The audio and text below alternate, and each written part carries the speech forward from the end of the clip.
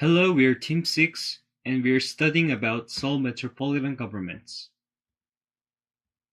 In last week's presentation, we presented the design and construction process to implement a non-linear structure. Curtain wall's curved surface was intended to be divided into triangles using Boulognese triangular division. As a result, 5 triangular units are designed and formed a curved surface.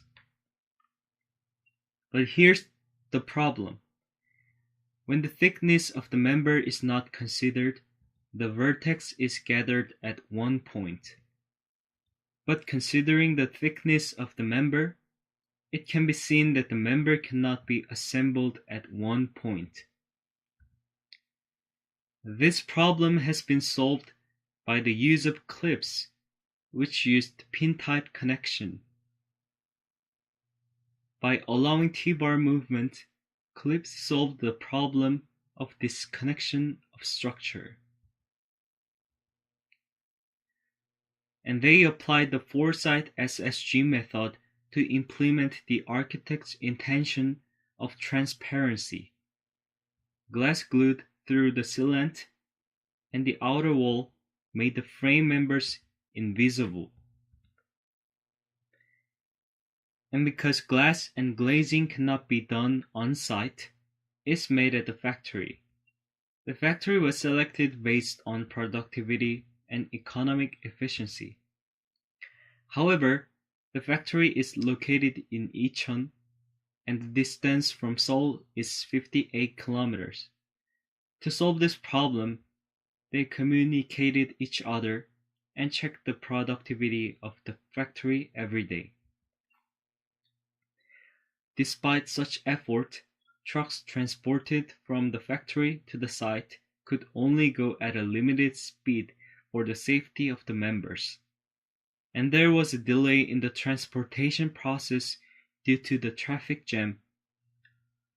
In addition, delay of transportation also caused delays in construction. Therefore, the glazing was completed in 13 months longer than the original plan. In this time, we will study about the special space of Seoul City Hall. There is an atrium space at the top of Seoul City Hall for citizens, which has a different structure from the other part of the building. The space is composed of multi-purpose hall, citizens' lounge, and sky squares. Architect Yugol tried to create the feeling of a non-linear dome floating above the atrium space inside the building through a membrane structure. Engineers chose ETFE as the material for this membrane structure. But how can ETFE, a thin plastic membrane, become a structure member? ETFE film is thermoplastic fluorine film, and compared to other membrane materials, ETFE has strong tensile strength and excellent transparency due to its chemical properties. Also, ETFE has flexible properties, making it easier to express smooth curves. Since it is an ultralight material, it relieves the burden of the supporting structure. Then let's see how this ETFE were applied to Seoul City Hall.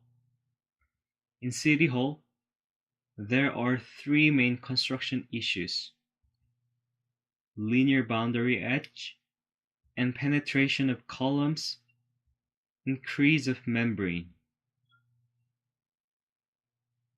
This ETFE membrane structures support load as follows. First, through the tensile force of the membrane, the load is transferred to the boundary edge. Then boundary edge transfers the load back to a supporting structure. Thus, the boundary edge plays a very important role in this structure. Usually, the membrane structure has a curved edge through the cable, but City Hall has a straight edge, so they applied a different boundary detail than the normal membrane structure. The fabric under tension does not naturally form a straight line. So when a straight edge is required, the membrane is manufactured with a kadar formed by sealing a flexible rod in a small pocket.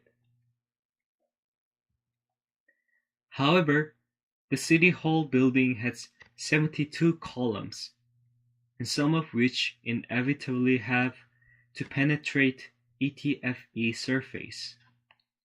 Therefore, a separate boundary edge was designed for the column penetration to respond to the problem. In addition, nonlinear structure formed by a series of linear edges has a very complex connection. In order to achieve the accuracy of construction, a slot hole was placed on the bracket, absorbing the error of steel frame. Despite this effort, construction errors occurred at the site. There was a size error between the ETFE foil and the frame. The size of the ETF foil was made larger and resulting in crease. Thus, they found that crease occurs in areas with small angles, so they cut the corners of extrusion members and made curved edge to maintain the tensile strength of membrane structure. The final problem is that the structure can also deform or deflate over time, like balloons. If the membrane is deflated and insufficient tension is not applied, the load cannot be transferred to the existing structure. So how did the air pressure in the ETFE membrane structure maintain? They maintained the pressure of the membrane structure with the operation of the air pump system. Each ETFE film is connected by an air hose, and the internal pressure, temperature, and humidity of the membrane are controlled by 4 central air pump systems. The air layers are usually maintained at 310 Pascal, which can provide structural stability.